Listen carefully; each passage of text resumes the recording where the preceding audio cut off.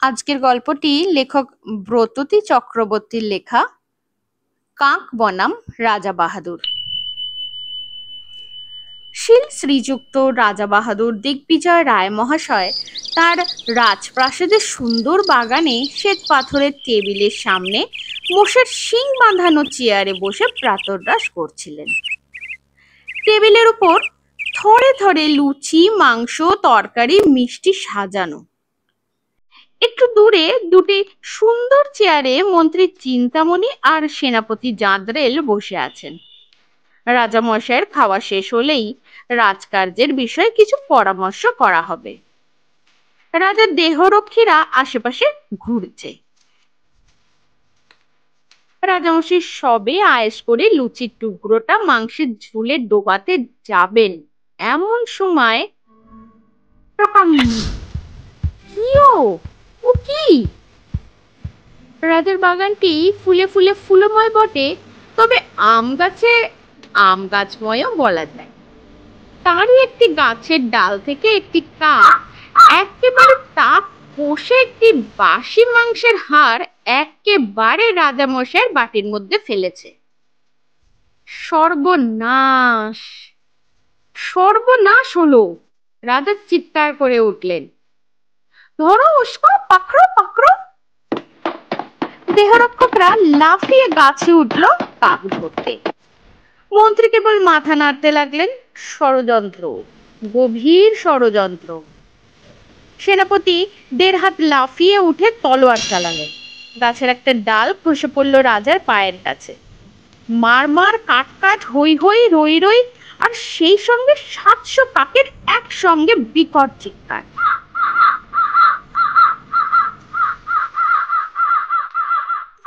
খানিকক্ষণ পরে হট্টগোল থামলে চিন্তামণি দাড়ি মুছিয়ে ভ্রু কুঁচকে বললেন, তাই বলি, ডান্ডাগড়ের রাজা এতদিন চুপ করে বসে আছেন কেন? সেনাপতি বললে, উফ, কি ভয়ানক! শিক্ষিত কাক পাঠিয়ে বিষাক্ত হাড় ফেলে রাজামশাইকে হত্যার চেষ্টা। রাজা আঁতকে উঠে বললেন, বিষাক্ত? হত্যা? ষড়যন্ত্র? হাওয়া করো, হাওয়া করো, আমার মাথা ঘুরছে। ভৃত্যরা মস্ত বড় পাখা নেড়ে নেড়ে হাওয়া করতে লাগলো। মন্ত্রী বললেন, তাই তো, মহা সমস্যায় পড়া গেল। রাজা বললেন, এখন কি করা যায়? তবে কি সৈন্য সামন্ত নিয়ে এখনই ডান্ডাগড় রাজ্য আক্রমণ করতে হবে? আমার আবার আজকাল ভুঁড়ি বেড়ে যাওয়ার ফলে ঘোড়ায় চড়তে ভারী অসুবিধা হয়, তলোয়ারটা চালাতেও হাঁপ ধরে। তবে সেনাপতি যখন রয়েছে তখন আর ভাবনা কি, যুদ্ধে গেলেই হলো। সেনাপতি তাড়াতাড়ি ব্যস্ত হয়ে বললেন, না না মহারাজ, যুদ্ধ যাওয়ার কোনো প্রয়োজন নেই। তার থেকে অনেক ভালো উপায় আছে। কাকটাকে খুঁজে বার করে তাকে এই বাগানেই ফাঁসিতে ঝুলিয়ে দিন। ডান্ডাগড় বা গুতগড় যারই চর হোক না কেন, ওই গুপ্তচর কাকের দুর্দশা দেখেই তাদের চক্ষু স্থির হয়ে যাবে। সেটাই উচিত সাজা হবে। মন্ত্রী নিশ্চিন্ত হয়ে বললেন, বাহ বাহ বাহ, খাসা বুদ্ধি।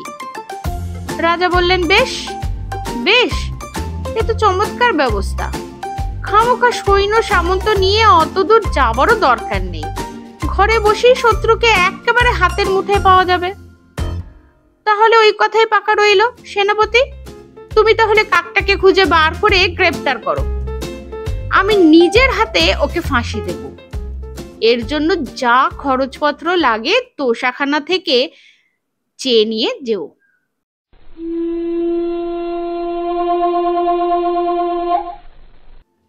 সেনাপতি এবার আমতা আমতা করে বলল, আমি কি করে? বলতে বলতে টাকার কথা শুনেই চুপ করে গেল। সেনাপতি তোলো হাঁড়ির মতন মুখ করে বাড়ি ঢুকে বউকে বলল, এই নাও মোহরের থলি, সামলে তুলে রেখো। কে জানে, হয়তো এই আমার শেষ রোজগার। সেনাপতির বউ গালে হাত দিয়ে বলল, ও মা, কথা ছিঁড়ি শোনো। কেন, হয়েছেটা কি? সেনাপতি ধপাস করে বসে পড়ে বলল, রাজামশাই বলেছিলেন যুদ্ধে যেতে, তা সে বরং সহজ হতো, কিন্তু হয়েছে কি, অনেকদিন ঘোড়ায় না চড়ে আমার আবার গেটে বাদ ধরেছে কিনা। সেনাপতির বউ অধৈর্য হয়ে বলল, আহা, সে তো আমি জানি, তাতে হয়েছে এটা কি? সেনাপতি হাড়ির মতো মুখটাকে ধামার মতো করে বলল, আরে রাজাকে তো সে কথা বলতে পারি না, চাকরি যাবে, সহজ হবে ভেবে কাক ধরে ফাঁসি দিতে বলেছিলাম, আর রাজা মশাই কিনা আমাকেই কাক ধরে আনতে বললেন, তাও আবার কাক চিনে ধরতে হবে। বলি, শয়ে শয়ে কাকের মধ্যে কেমন করে চিনবো যে কোন কাকটা রাজার বাটিতে মাংসের হাড় ফেলেছে? এই বলে সেনাপতি ফস ফস করে কাঁদতে লাগলো। সেনাপতির বউ বললে, আহা, কেঁদো না, বরং একটু আমের আচার খাও, তারপর ঠান্ডা হয়ে বসে আমার সব কথা খুলে বলো। আমের আচার চুষতে চুষতে মাথা খানিক ঠান্ডা হলে সেনাপতি বউকে সব কথা খুলে বলল। তাই শুনে সেনাপতির বউ দুই এক মুহূর্ত ভ্রু কুঁচকে একটু চিন্তা করলো, তারপর বলল, ও এই ব্যাপার, তুমি কিচ্ছু ভেবো না, শুধু তোমার ওই থলে থেকে মাত্র কয়েকটি স্বর্ণ মুদ্রা আমাকে দাও, আর যা যা বলি তাই করো। সেনাপতির বউ তখনই দুজন দাসকে ডাকলো। একজনকে বলল, দৌড়ে গিয়ে বাজার থেকে একটা শক্ত পক্ত খাঁচা কিনে আনো। অন্যজনকে বলল, পালকি প্রস্তুত করো, আমি এখনই আমার সই কবিরাজের মেয়ের বাড়ি যাব। ঘন্টা খানেক পর সেনাপতির বউ হন্তদন্ত হয়ে বাড়ি ফিরে এসেই সেনাপতিকে নিয়ে বাড়ির ভেতরের দিকের উঠোনে এলো। চাকর বাকরদের আগেই সেখান থেকে সরিয়ে দেওয়া হয়েছিল। সেনাপতির বউ উঠোনময় ভাত ছড়িয়ে দিল। ঝাঁক ঝাঁক কাক, চড়াই, পায়রা এলো সেই ভাত খেতে। তারা খুঁটলো, খেলো, নড়লো, চললো, কিন্তু উঠতে গিয়ে উড়ল না। বিছিয়ে ডানা পড়লো শুয়ে, আর নড়লো চললো না। সেনাপতি চোখ কপালে তুলে বলল, ও কি, মরল নাকি?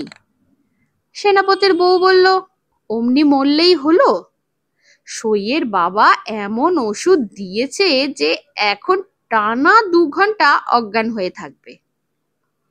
এই বলে 3টে খাঁচায় ফটাফট 3টে কাক ধরে খাঁচা বন্ধ করে সেনাপতির হাতে দিয়ে বলল, এই নাও তোমার অপরাধী। 2 ঘন্টা পর যেটার ভালো মতন জ্ঞান ফিরবে সেটাকে কালো কাপড়ে ঢেকে রাজার কাছে দিয়ে আসবে।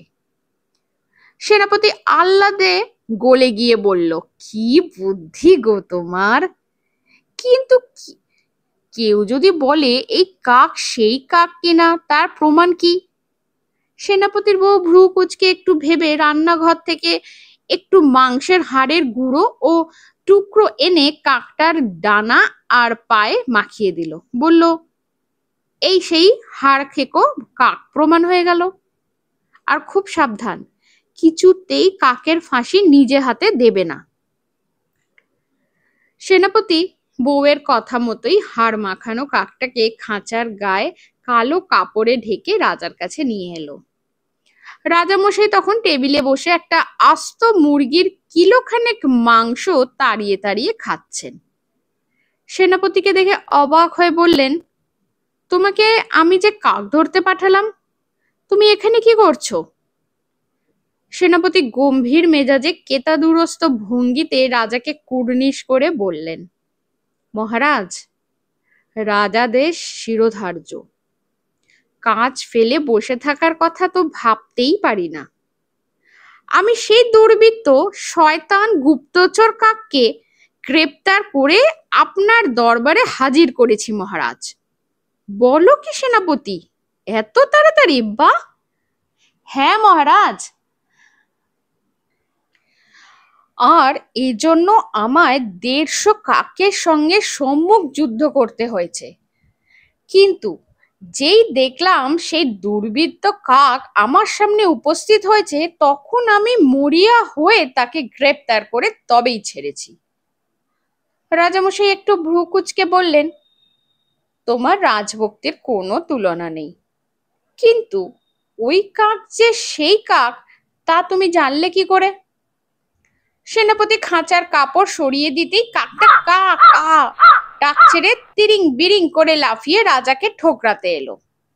একে তো কাকদের 14 পুরুষ কেউ কখনো খাঁচায় ঢোকেনি, তার উপরে ঘুমের ওষুধের জের সবে কেটেছে, সামনে টেবিলে এক গামলা মাংস, চারপাশে খাঁচার বাঁধন, আর কত অবিচার সহ্য হয়। কাকটা খুনে চোখে বোধহয় কাকীয় ভাষায় চলবে না চলবে না বলে পরিত্রাই চেঁচাতে লাগলো। রাজা কানে হাত চাপা দিয়ে বললেন, হ্যাঁ, এটা নিশ্চয়ই সেই কাক। আগেরটার সঙ্গে এটার কোনো তফাৎ নেই।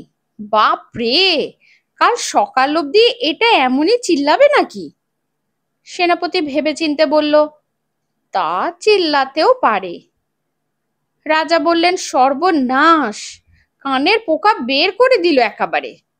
দাও দাও, এটাকে আম গাছের ডালে ফাঁসিতে লটকে দিয়ে বাড়ি চলে যাও। সেনাপতি তার বউয়ের কথা মনে পড়ে গেল। সে তাড়াতাড়ি বলে উঠল, কিন্তু মহারাজ, আপনি যে ঘোষণা করেছেন কাল সকালেই নিজের হাতে কাকের ফাঁসি দেবেন, মানে কি যেন ও বলে, অর্ধং ত্যাযতি পণ্ডিত, মানে কথার অন্তত অর্ধেকটা রাখা ভালো। মানে কাল সকালের বদলে আজ বিকেলেই না হয় ফাঁসি দিলেন, কিন্তু অন্তত নিজের হাতে দেওয়া ভালো। রাজা বললেন, বেশ, তাই হবে।